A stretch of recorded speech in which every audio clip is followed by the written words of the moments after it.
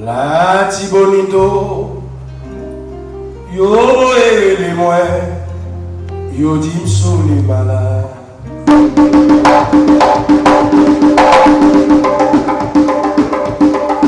La ti bonito, yo les moi, yo di m'sou les malades. La ti bonito, yo les cherche moi, yo di m'sou les malades. Aime dériver, aime sauver mourir. Aime dériver,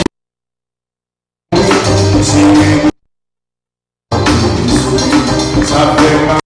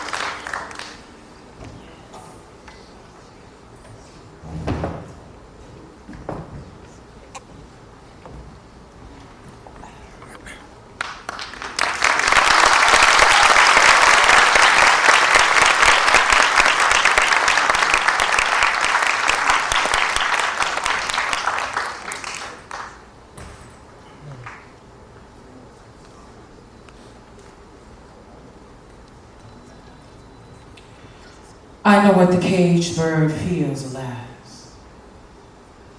When the sun is bright on the upland slopes, when the wind stirs soft through the springing grass and the river flows like a stream of glass, when the first bird sings and the first bud opes, and a faint perfume from its chalice steals, I know what the caged bird feels. I know why the caged bird beats its wing till its blood is red on the cruel bars, for he must fly back to his perch and cling when he fain would be on the bough a swing, and the pain still throbs in the old scars, and they pulse again with the keenest sting. I know why he beats his wing. I know why the caged bird sings, ah me, when his wing is bruised and his bosom sore, when he beats his bars and he would be free. It is not a carol of joy or glee, but a prayer that he sends from his heart's deep core, that a plea to upward to heaven he flings. I know why the caged bird sings. A free bird leaps on the back of the wind and floats downstream to the current ends and dips its wing in the orange sun rays and dares to claim the sky. But the bird who stalks down its narrow cage can seldom see through his bars of rage. His wings are clipped, its feet are tied, so he opens his throat to sing. The caged bird sings with a fearful trill of things unknown but longed for still, and its tune is heard on the distant hill, for the caged bird sings of freedom, freedom. The caged bird sings of freedom, freedom. This is a need. This is a need dripping from my tongue like venom injected from a rattler's bite into your flesh. This is a need for all of the intestines that carry the filth and excrement from my body to take inventory of what goes through them and lash out, rebel, accept the fact that being black is torment and hell until we take control of our own destiny. This is a need. This is a hand in a hand, an old word to a young ear, a mission marching like the keys on the computer pad as I type this need disguised as a poem, running toward being a song, taking flight toward being an anthem, hanging from a tree like Raynard Johnson as injustice blows still in the winds around the hills, over the bayou, and dips itself into the hatred stew like a metal ladle coming up to fill the bowl that feeds the intestines its identity. This is a need. This is a need. This need is my frustration, and it's a black woman's womb contracting like the universe on the next go-round. It is a fireless flame reminiscing on two flames fleeting due to AIDS and miseducation about me, myself, and we. This is a dire need to be. This is a dire need to be induced from the womb and spit out into the bastardized world. It is a need to be angry and complaining about something, angry and complaining about something, angry and complaining about something, and everything, because this world still don't see me. It still don't see me. It still don't see me as a human being. Being human. This is a need. This is a need to be. This is a need to be free without having to die to get there. Peace.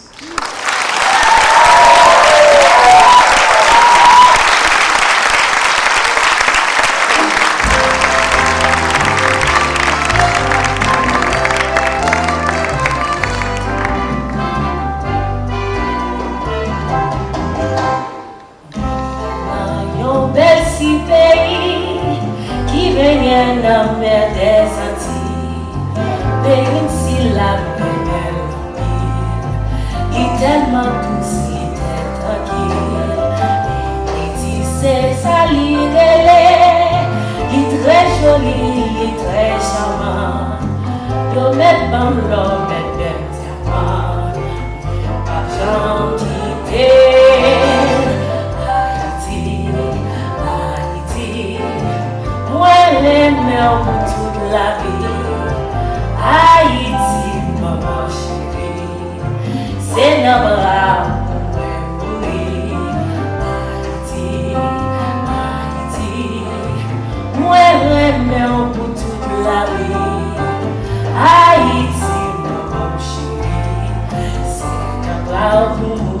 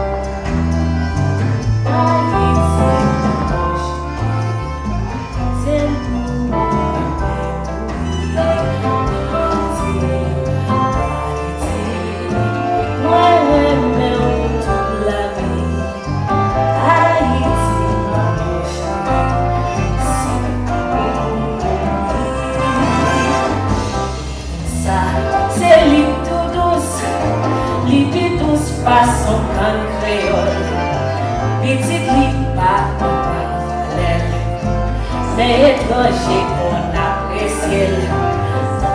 Oui, nos pays chéris, c'est la vie ni pour les mourir. Haïti chérie, c'est la donne pour mourir.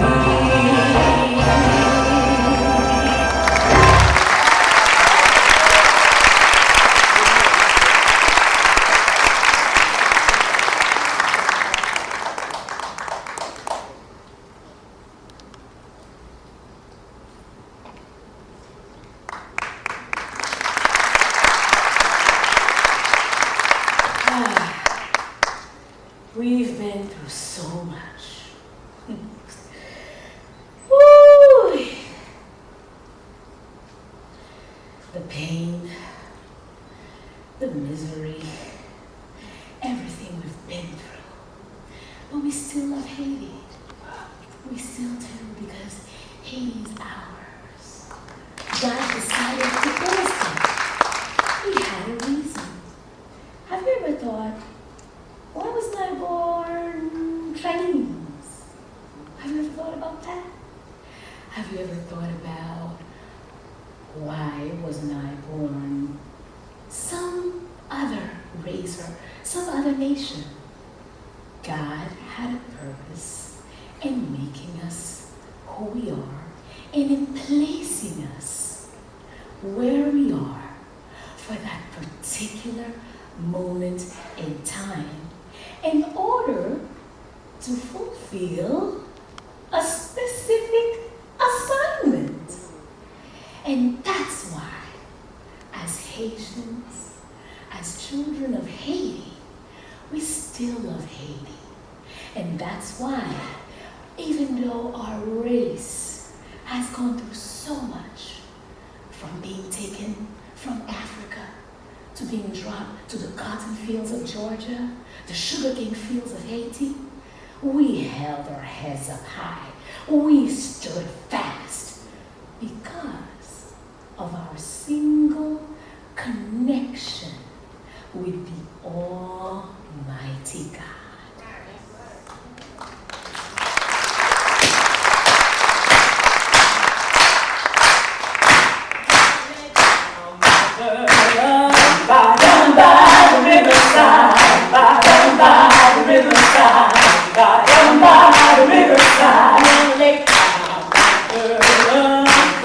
By the riverside, the warm no more.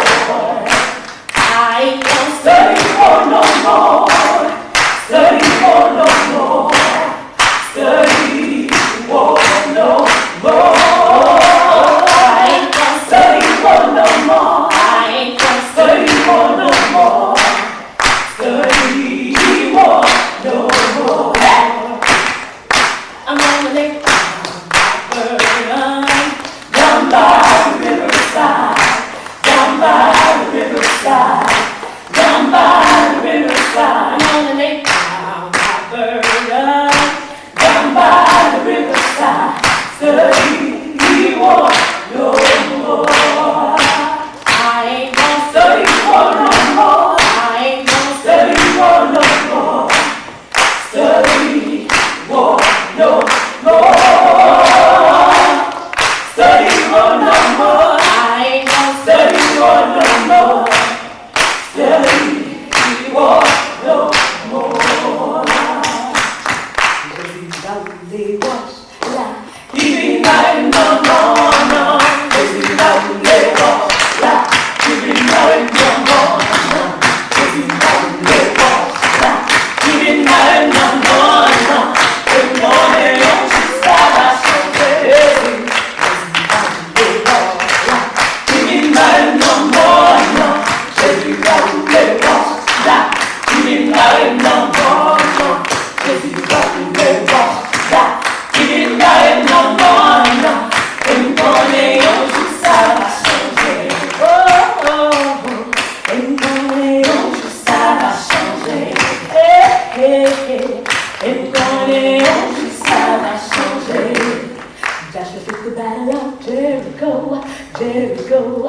Jericho, just to pick the battle of Jericho, and the walls came tumbling down. Just to pick the battle of Jericho, Jericho, Jericho, just to pick the battle of Jericho, and the walls came tumbling down. You hear me talk about the man, Gideon, you hear me talk about the man, stronger than no one, just like Joshua in the battle of Jericho. I say, just to pick the battle of Jericho, Jericho, Jericho, the battle of Jericho, and then the walls came tumbling down. The battle of Jericho, Jericho, Jericho, the battle of Jericho, and then the walls came tumbling down. You may talk about the man, Gideon, you may talk about the man, Saul, but there's no one like Joshua in the battle of Jericho. Jericho, Jericho, mi la case, Jericho, Jericho, mi la case, Jericho, Jericho, mi la case, non puoi mirare, Jericho, fa case. Jericho, Jericho, mi la case, Jericho, Jericho, mi la case, Jericho, Jericho, mi la case, non puoi mirare, Jericho, fa case. Non puoi mirare, Jericho, fa case. Mi la miseria, non puoi mirare, Jericho, fa case. Mi la miseria, Jericho, fa case.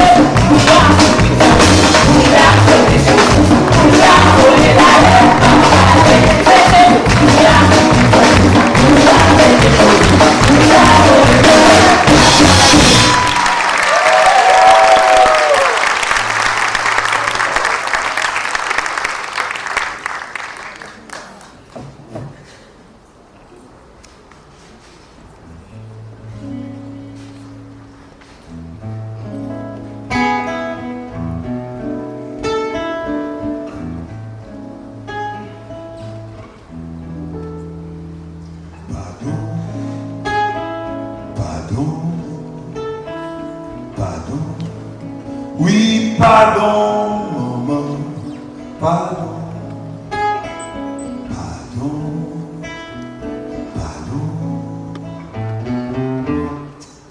Aïe, maman, la note, mais pour qui ou a pu faire souffrir? Maman chérie, pour qui ou a pu faire subir? Si c'est parce que pas travail, ou a pu faire passer au travail, pardon m'a demandé au maman, c'est pas pour ça pour maltraiter. Maman, ou qu'on aime sensible ou à moyen chéri. Aïe, aïe, aïe. Maman, ou qu'on aime sensible ou à maltraiter. Aïe, aïe, aïe. Maman, ou qu'on aime sensible ou à moyen chéri. Maman, ou qu'on aime sensible ou à faire passer mes soins, ou à faire dormir,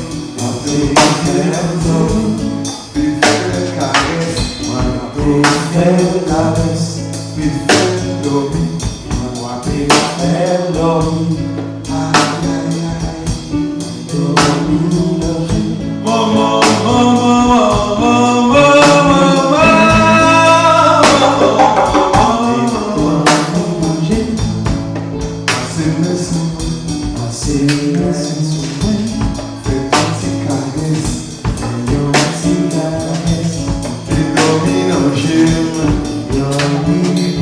aïe, aïe, aïe, aïe, aïe, aïe, aïe.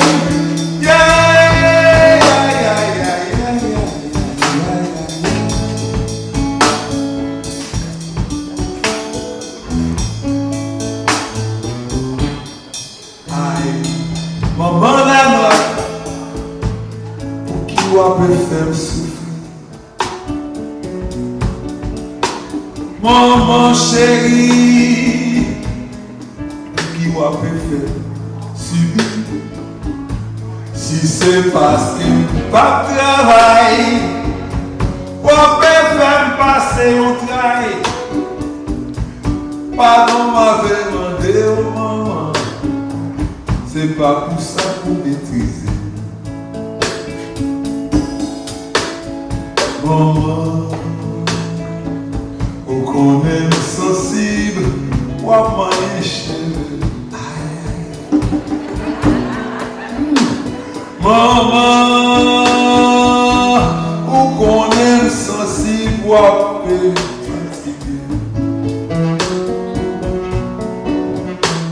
Maman, qu'on aime sensible ou à moyen chéri. Maman, ou qu'on aime sensible ou à fatigué.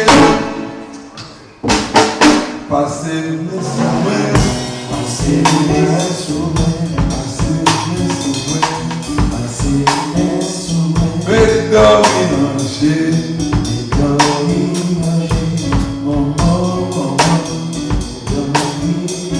Aïe, aïe, aïe, aïe, aïe, aïe, aïe, aïe, aïe.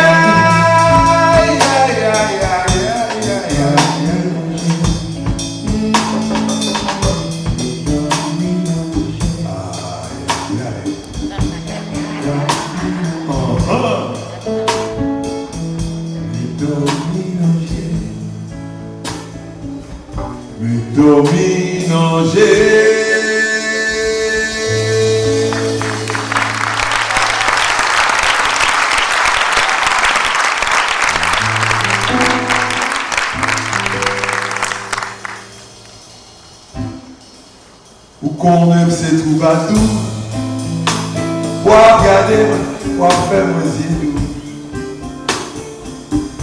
Font ta folle déclaration pour me capter en bonne position. Dans la vie des maladies, pas penser qu'elle est mourir. On nous profite du chéri, on joue jusqu'à ce que nous mourions. On nous profite du chéri, on joue jusqu'à ce que nous mourions. Dans la vie des folies, c'est pas facile pour ça guérir. Tu chéris ou pas besoin de crier.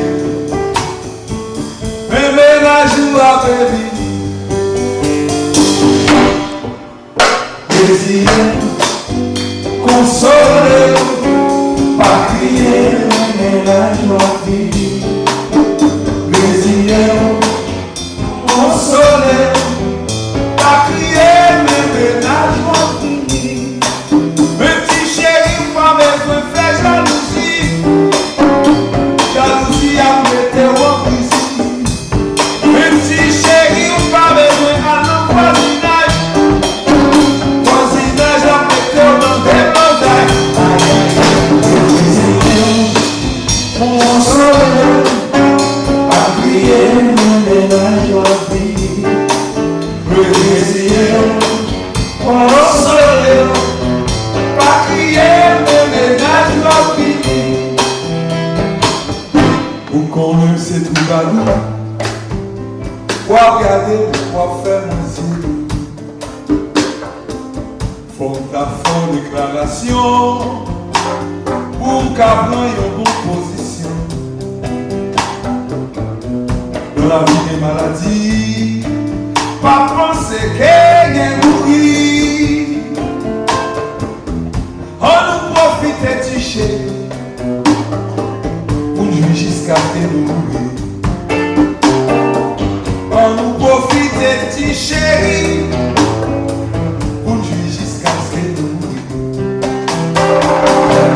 Dans la vie de folie, c'est pas facile pour ça guérir. Tu chéri ou pas besoin de crier. Mais ménage ou à bébé. Résilient, consoler. Pas crier, mais ménage à vie. Consoler, pas crier, mais ménage à vie. Petit chéri, ou pas besoin de faire jalousie. Jalousie a prêté au brisure. Petit chéri, ou pas besoin à l'envoisinage. Voisinage a prêté au brisure. Consoler, pas crier, mais ménage à vie. Résilient, consoler, pas crier, mais ménage à vie. Pas crier, mais ménage à vie. Pas crier, mais ménage à vie.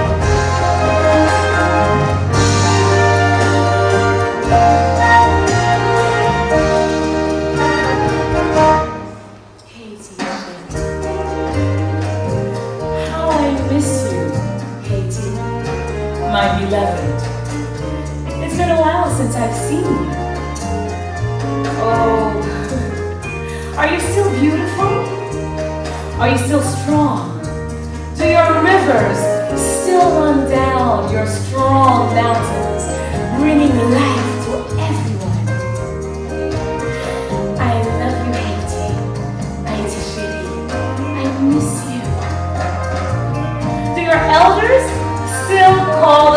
children to gather under the maple tree to tell stories, saying click for everyone to respond. Tim Tim! I miss you, IT. Do your vendors still walk around the street yelling, "Les pères poivres et la sorole sous l'élémentaire"? Do they still do that? And I miss you. I love you.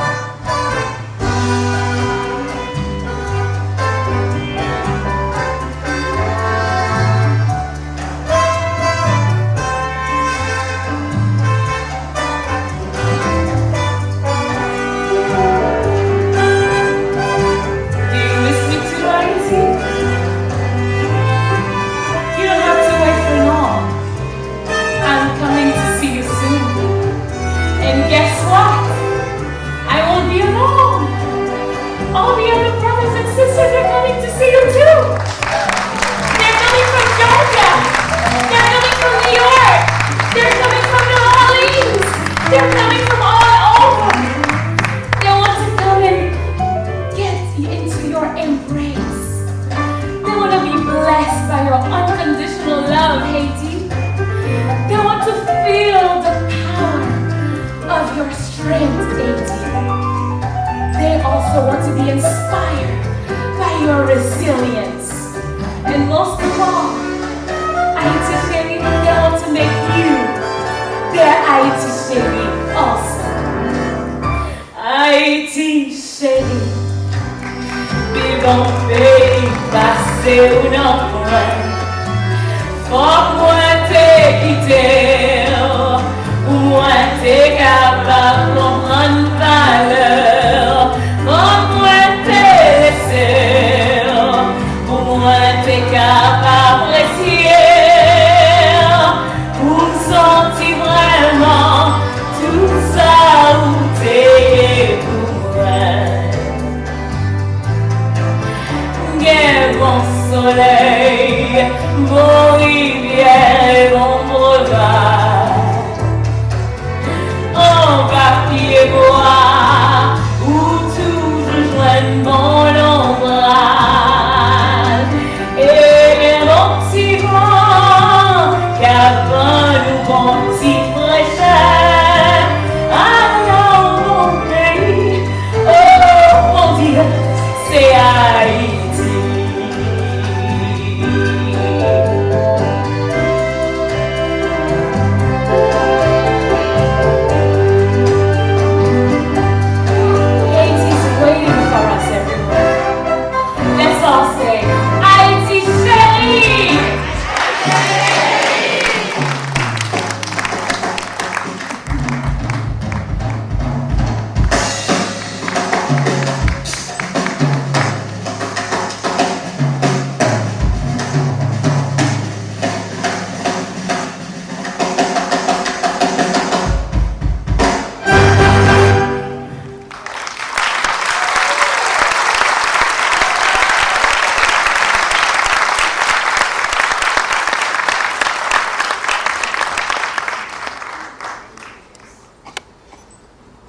Good evening.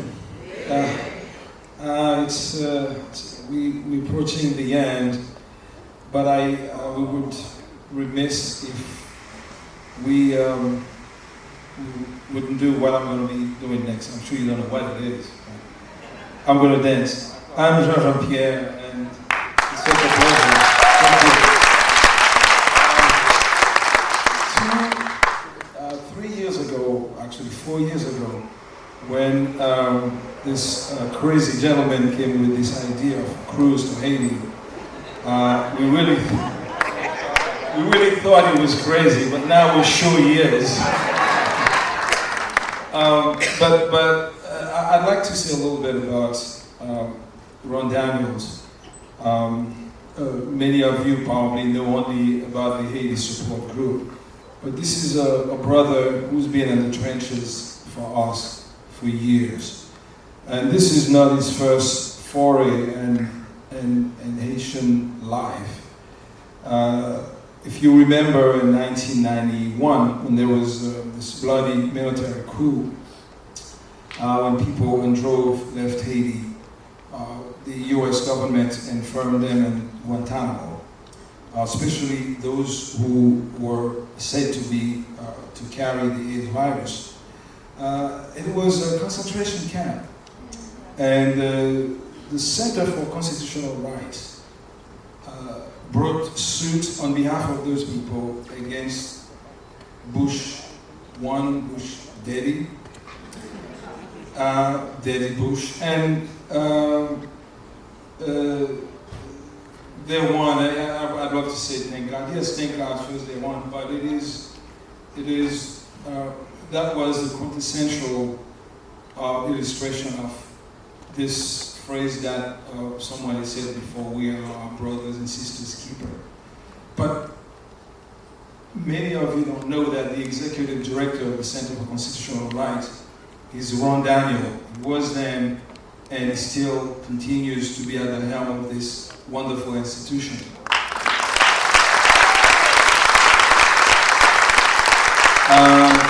So I'd like to ask Ron to come up. And is Marie-France, actually I should have called Marie-France first, but is Marie-France Daniel here? Please, can you come up, both of you? Is Marie-France here? Come on. Brother.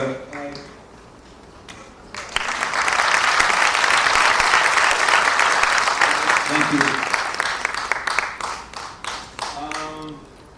Yeah, a little something I want to show you.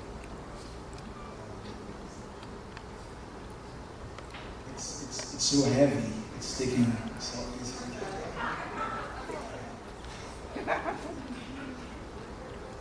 yes, Judith.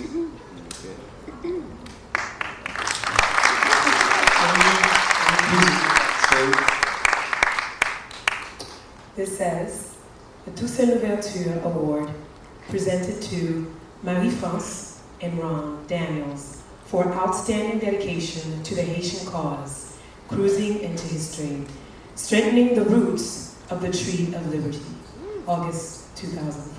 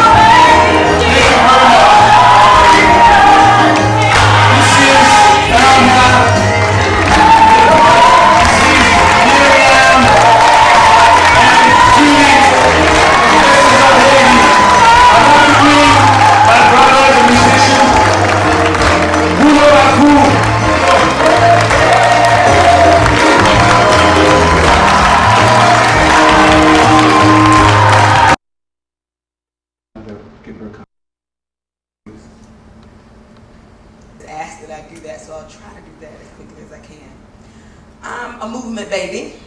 I grew up in Selma, Alabama, in a household with Rose and Hank Sanders, who from the time before I was born was always involved in bringing our community together. So I grew up in that context. It's often been joked that my first protest was in the womb. And so I remember, I have all of these memories of the way I grew up, of living in a household where there was always a bus of folk, parked outside the door, sleeping in my bed, sleeping on the floor, wherever. And I was the oldest child, so I was usually the first one kicked out of my bed. So I grew up in that kind of context. I grew up in a context where people were always coming and sharing stories about the movement because they were coming to Selma. I grew up in a context where my mother started the National Voting Rights Museum. So, I grew up around the pictures of our people struggling and suffering and being courageous. I grew up in a context where everything around me was analyzed. If we watched TV, if we watched a commercial, whatever it was, there was always an analysis. What is it that people are saying to you that they're not saying, that they don't even want you to know? So I grew up in that context, and I grew up with a passion and a real sense of responsibility for African people. So when you grow up like that, you have no choice but to take hold of that sense of responsibility. I think also in addition to that, I always had a spiritual calling to this work. I remember when I turned 12, I also grew up in an organization called 21st Century Youth Leadership Movement. And I remember while all of the other young people were at a party, looking up at the stars and thinking about the Creator and thinking about our ancestors and thinking about all that we had been through and also thinking about all that we can be. Leadership, national leadership, for the most part, need to retire. All right, Many, if not most, have become corrupt and are making deals with the devil behind our backs. It's wonderful. Two, all of you all have basically stated that knowledge is power, and you're absolutely correct. When we were coming up, and I've been in struggle all my adult life, basically starting at 14 when I really discovered who I was. But blackness, as we verbalize it and try to live it coming out of the 60s as a part of the Black Arts Movement, dealt basically with color, culture, and consciousness. And culture, which essentially gives us identity and gives us a sense of purpose and direction, stems from our connection to our African continuum. And so this is not confusing, as you have pointed out, if you're raised in a family, reared in a family that is practicing it daily, whereas Kwame finds it in the Air Force Academy as a reaction to supreme white supremacy. Right? All too often, our people find out who they are as a result of being slapped by people who don't like them or care anything about them. And so, you look at the modern movement, civil rights movement, black arts movement, black empowerment movement, they were led by students. So it is our responsibility as men and women who have been a part of that movement and lived through that movement to step aside and become counselors, become advisors, become supporters, financially and otherwise, to the good young people who are now picking up the mantle. I mean, that's our responsibility. All right? And so the 60s, not only gave us these movements, but the 60s gave us African-centered liberation theology. You see? The 60s gave us the civil rights, the black arts movement, black empowerment movement. The 60s We redefined who we were. We ceased being Negroes and became black and Africans. And the world changed. The 60s changed the world. Whether we want to admit it or not, it changed the entire world. And we were a part of that change. You talk about language as an example. And Lindell knows this probably better than anyone up here because he has to deal with language each and every day with young people as well as with the corporate world. We have to be multilingual. That's how you answer the question. If you're going to function in the real world, you have to be multilingual. And not only understanding the different areas of black language. And see, all of you went to probably Research One universities where you were able to interact and communicate at these Research One universities, but you do not take the language from a Research One university back to Brooklyn. You would get whooped to death. All right? But you must be wise enough to be able to make those distinctions. That's simple as that. I think it's very important that we talked about this earlier, we have to move toward ownership. Ownership at every level of human involvement. We claim citizenship, not because of anything other than our foreparents built this bad boy. I think that's one of the two most important pieces of work that I try to share with the young people is ownership. Part of what we do, we represent artists in the Arts Empowerment Coalition. You know, when you create a copyright is an intellectual idea, something that can be reduced to a tangible form. You own it at the point in time you create it. The problem, not just with our artists, but our people in general, is once we own something, if we get a chance to own it, what do we do with it? We own Africa. We own our communities here. We own our artistic works. But if we're going to be truthful about the matter, we have made many bad deals in this country and abroad. And so what I'm trying to get people to understand more is the power of leverage and negotiation. And one thing that gets on, really, just to be honest about the intergenerational thing, because you touched on it about the movement. One thing that kind of gets on my nerves a little bit, even in love, gets on my nerves. Just keep hearing about the movement, and you look back and you see, well, what has the movement benefited to our people? How did we negotiate the win of the movement? And we looked at the movement and we said, okay, well, in many respects, we lost our faith.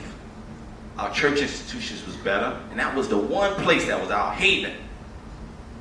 So we lost that connection. It didn't go up after the movement, it went down.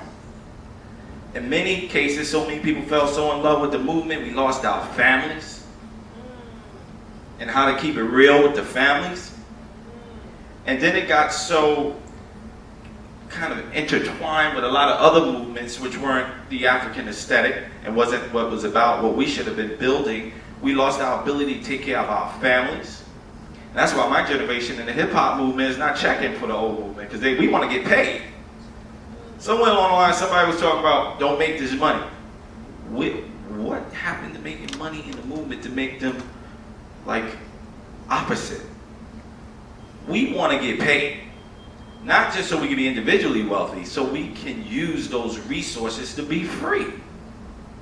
Getting paid is about having the resources to build and to grow what it is you want to grow. But so many in the movement are trained to think you about money, you ain't about the people. No. So ownership and then the negotiation of what it is that we should own. Integration and everybody leaving the communities, that didn't help us. Now what we should have done, if we don't want to stay just in the urban areas, we should have went and bought land and developed our land and our communities instead of moving up close to the white folk. So that we can have our children going to school with other people who look like them. So now they all run around Jack and Chills, trying to find a way. So I think that, we're going to get there. But it's about ownership, and it's about our ability to negotiate and becoming better negotiators. Let's face it, brothers and sisters. I mean, sometimes we glorify what was happening in Africa. And I love my culture and everything about the heritage. But some of them brothers and sisters made some bad deals. They negotiated some bad deals. We wouldn't be sitting over here like this in this situation if they were better connected with their God and knew how to negotiate their power.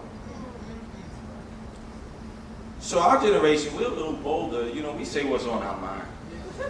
Tupac, he was a twisted brother, but he was genius in some respects. That's right. And I think our generation, we're a little more courageous. We didn't see Jim Crow so clearly. So we somewhat ignorant about how you just take us in the back and lynch us. So if we could connect that, we could bring some of that fire, some of that will to win, some of that we want to get paid to the ethos and principles of what we had in faith and what we had in the movement and what we had in love and the struggle and the empowerment and nationalism, Pan-Africanism to the people, then we connected, then we got something powerful. And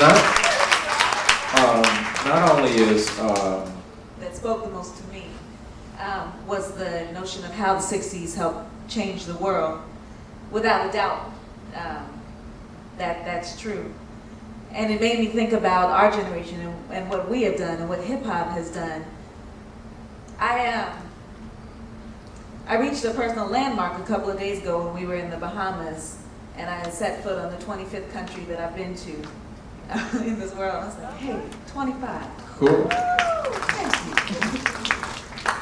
Every single country I've visited, every single country I've lived in, hip hop has been there with me. I've embodied it, and then I've gone there and I've seen it in the culture, functioning inside the culture. Not only just, I remember going to the Eiffel Tower and seeing breakdancers at the base of the Eiffel Tower in like 2000, you know, when people here had long since abandoned the roots of hip hop and that. Going to Trinidad and seeing the way they've infused calypso and soca and rap and come up with their own genre, calling it rapso, you know. Going to Gabon, which is a francophone country where I was teaching, and we were going into schools doing trainings, and I was looking at the graffiti on the walls, and half of it was in English. I'm like, but y'all speak French. What was it? That was hip-hop lyrics. Hip-hop lyrics were written on those walls, and hip-hop lyrics was how I was able to teach my students English. They wanted to learn the language because they wanted to understand what was being said in this music and this culture that they loved. Hip-hop, you know, not only due to the power of the culture, but due to this particular historical moment where we are, where technology has enabled us to have it become a global entity, there's a power inside of that I think remains untapped. I don't know how many of us really truly understand the power in each one of our words when we put it to music and put it out there. And that's something that I would really like to see us as a generation seize. There was an essay that I wrote talking about women in hip-hop and how I view myself as a hip-hop feminist. And at the close of that essay, I said that one of the most important things that we can do as a generation is to see these benefits that we got from the struggles of the 60s, not as spoils of war, but as weapons to be used strategically in the struggle, because the worst mistake we can make is to believe that the struggle is finished, or that we've reached a place where we can now rest complacent because we have that unprecedented access, or because we have the kind of technology that allows our voice to be heard around the world. There's so much power in our generation, so much power in our culture, so much power that we have as Black people globally, and that's why I really believe that we need to root our struggle for social justice in this global perspective. We cannot achieve social justice without including ourselves as a global diasporic community. And that is why this cruising into history is so absolutely critical for our development and the continuation of the struggle as African people.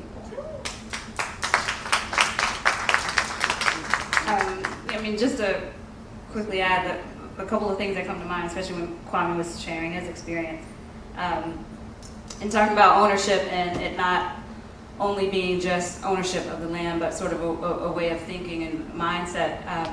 At Columbia College, which is where I went for undergrad, NYC? Columbia College in South Carolina, because I get that a lot in the city. Columbia College was a predominantly white school, and I remember being a senior in high school, and I had applied early decision for Spelman, and I got my letter after Christmas, and I got the financial package, and I called my girlfriend Corinne and said, well, I don't think Spelman's going to work for me because, you know, the financial package wasn't, you know, enough. Long story short, Columbia College calls me up because, of course, these predominantly white schools are looking for black students to, you know, their star black students to go to their schools. So they offered, you know, a very nice package, and, you know, that's where I went. But just a little bit about that experience. I mean, I feel like, again, I'm privileged to be up here, and I feel like I'm the young, you know, person up here, and I'm sort of scratching the surface in terms of my responsibility and the things that I can and will do. But and just relating my experience to ownership at Columbia College, our student of color population was more than USC or Clemson, which are universities in South Carolina, and their percentage of students of color were 3 to 5%. Yet if you were to walk on a campus, Clemson or USC, you'd feel that presence, and you would feel the traditions, whether it's the Greek, you know, fraternities and sororities, or some of the celebrations that happen on campus. You'll feel their presence on campus.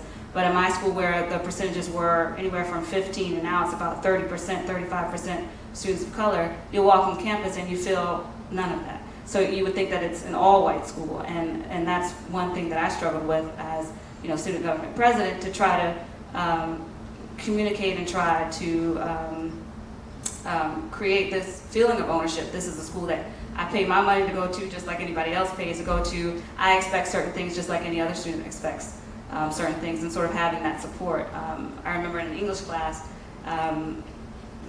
we, you know, in English, at the time we didn't have African American lit course at all at Columbia College. So our extent of it was a chapter in your anthology with your, you know, your mainstays, Frederick Douglass, Langston Hughes, and of course that was even selective. But my point in that is, when I brought that up to the professor with some other students of color, we were simply just looked at and said, okay, well, you go do the research, you come back and present it to the class, you know, as if I would be the authority on the issue. And so having that experience, you know, we're immediately on a panel, and we have students looking at us to tell them about Zora. And meanwhile, my professor is sitting off to the side, not feeling any kind of responsibility to try to, you know, maybe say, hey, I need to learn about this too, and so that I can present this to my students. But I say all that to get back to the ownership. With my students that I deal with, they're looking for, you know, a way to identify with the material that we're presenting. And so as a person educating them, and I'm looking for that too, material so that I can identify with, it's my experience that I can connect with, so that they do feel empowered and they do feel that self-esteem, so that they know where they come from and what, you know, what this information is about. And, you know, speaking about Haiti, it's something that I didn't learn about until much later. And I'm certain that many of my students, it's the same case. The story is not a familiar one to them unless perhaps they are of Haitian descent. So, you know, just hoping that this experience can be translated into, you know, the classroom. Together the resources and raise the capital enough for me to leverage in to be one of the owners of this team. So now I'm an owner of a professional franchise in a team. There are only 7 of us. We're all them black folk running around the course. There's only 7 partial owners. And we're minority owners. Now, will we have any influence in the decision making of the team? Probably not much, because we're minority owners. But if our community is moving with us and we're on the inside and we get the files and we get the prospectuses and we get all the information, then we empower each other. So I think it's a combination. It's not no one way, but we're gonna have to do it together. But economic empowerment is so important to this generation. And I know that was the last thing I was gonna say. I'm sorry, I keep it. Hip hop, real quick. As much as hip hop is big, as much as it's done a lot, we don't control hip hop no more. I'm sorry to say that. That's right. The billions of dollars that are invested in hip hop are coming from white America today. And they're in partners with people who we would call overseers back in the day. And they're running around and being very popular, okay, influencing everything from legislation to youth movements. Okay, we have to be very careful about what's going on with hip hop. Okay? We don't control it like we used to. Chuck D and I, we were always talking about hip hop today is controlled from the boardroom. We have to bring it back to the essence, and then we have to do that is from the people and from the arts and changing the young people to rebel against this Amos and Andy hip hop we see today. That's right. And get back to what it was when we first started. Let me just respond, and then we're going to kind of go to the audience. One of my cultural sons is a brother by the name of Bakari Kutana. He worked with me at Third World Press for 5 years. Then he went to the Source as the editor-in-chief. And he left the Source primarily because he wanted to write the hip-hop generation. He wouldn't give me time off, so he just quit. And he married, and a sister lived in Cleveland. But the convention that took place about 6 weeks ago in Newark, that was planned at Third World Press in Chicago. All right. So there are brothers like yourself who understand that we're losing and have lost in many cases that edge. Each of us, all of us need a cultural, political family. One of the reasons I respect Reverend Wilson so much is because he has a religious, but it's also religious, cultural, political family. It's a family at his church. You have to go to D.C. and just see what he's doing. And I think that these cultural families in many cases become much more important than your biological family. Because often you can't even, you can't communicate with your biological family, even though we must continue to try. 2, this African-centered perspective is not a joke. He became conscious at the Air Force Academy. My children became conscious before they were born, because they were born into an African-centered family and into the African-centered institutions. I didn't become conscious until I was 14 years old. So we got to get them at birth. But the only way we can get them at birth is you have to have the African-centered institutions. Yes. The churches, schools, and so forth. That's very clear. That's To get where you are and where all of you are, and this is what you were talking about at one point, we have to understand not only how we can be bilingual, we have to become guerrilla warriors. You can't give your whole card every time you open your mouth. You've got to be a guerrilla warrior. You go into corporate America, you can't go in there talking, I'm the baddest thing. You got to go in and be, like you say, negotiate. That's what guerrillas do all over the world. You don't know who they are, but you turn around, your head may just drop off. Guerrilla warriors are effective if they understand culture, if they have consciousness from the culture, from an African-centered perspective. This is very clear. We're not reinventing anything now. We know this. That's why education is key. And that's why we've been working with these children starting at, 2.5 years old. But you know what? There's no glory there. Nobody's going to say thank you dealing with these children. The parents in many cases don't want to deal with them. But the point is, we've seen it. So we take it from 2.5 years old, and next year we'll have a high school, from grade school to high school. And guess what? That's what we're doing at Chicago State University too. We're going to bring them right through there. All right. That's 70%. Next level is this. We talked about education. But you must understand that the best, quote unquote, higher education in the world is the United States. Everybody and their mama trying to get over here. Be careful with this people of color stuff. All right? And the reason I say that, because you can talk about people of color at graduate school and there are no black people. Asians, mainly. All right? But in terms, you look at the Research 1 graduate schools in this country, and you find that we are clearly, quote unquote, in the minority, where we should be in the majority. Exactly. We're the citizens of the country. All right. Moving on, just trying to keep my notes. All right. The next level was that not only do we want to be paid, we want to be in a position to pay. Yes. Gets back to ownership again. Yes. All right. Being able to pay those people. And then finally, and I think this is, very important, is that we can only do what we work to do. Is that one of the things that we learn in the struggle is that if you work in an 8-hour day, you don't have a chance. You don't have a chance. These bad boys getting up at daylight, doing their 5-10 mile swim, run, going into the office, staying all day. You know what I'm saying? We have got to understand the work ethic. The work ethic. When you move toward ownership, you got to be able to work for it at a level that very few people understand. And anti-intellectualism, you got to go up against it all the time. is that people who run the world know it. Ideas and the creators of ideas run the world. If you're Christian, that's an idea. If you're Muslim, that's an idea. If you're Sikh, if you're Buddhist, these are ideas. If you're Democratic, this Republican, ideas. If you're socialist, a communist, again, in fact, if you're a member of the Sugar Hill Gang, that's an idea. Ideas are powerful. And so therefore, we have to be in the arena of fighting for the African black ideas that work in the best interest of the great majority of black people, not the elite few. I'll just leave it right there. They see a need, and that's what leaders do.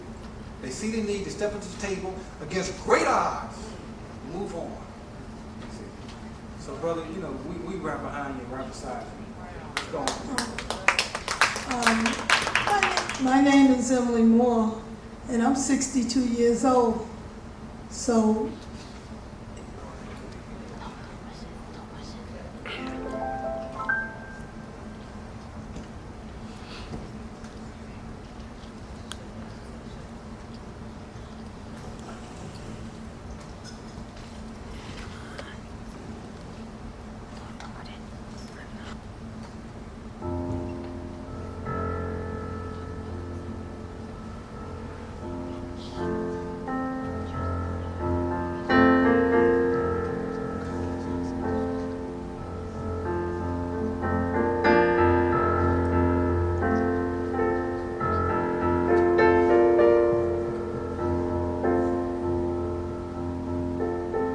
It is winter.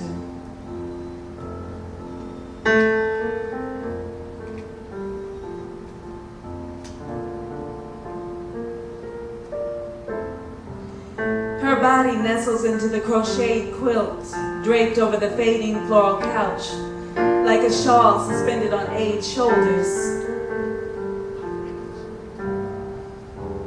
A half smile hunches her face as she grudgingly admits, "Oh, I can't keep my story straight anymore. Lately, I don't know who I be or where I belong." Grandma laughs heartily at her favorite line, but soon settles sadly into the reality of what's been said. Our gazes lock. It is winter, and the stories swirl hazy now. Her forehead furrows as she trudges through lifetimes that cover each other in blizzards of memory. Teaching in one-room schoolhouses, plus working for the white folks in the summers to afford school, and sustaining 5 decades of marriage while studying genealogy and earning her college degree over 30 years, one class at a time. Oh, how she hated being called a maid, but now all of her children and her grandchildren have college educations and can trace our family history back for 8 generations. Alzheimer's falls through her thoughts like snow erasing each step. She emerges from her thoughts, cold and confused. I lean forward, cover her hand with mine, speak steadily. That's why we're here, Grandma, to keep you grounded. With fingers fragile as intertwined ice, she clasps my hand, finds foundation in our eyes.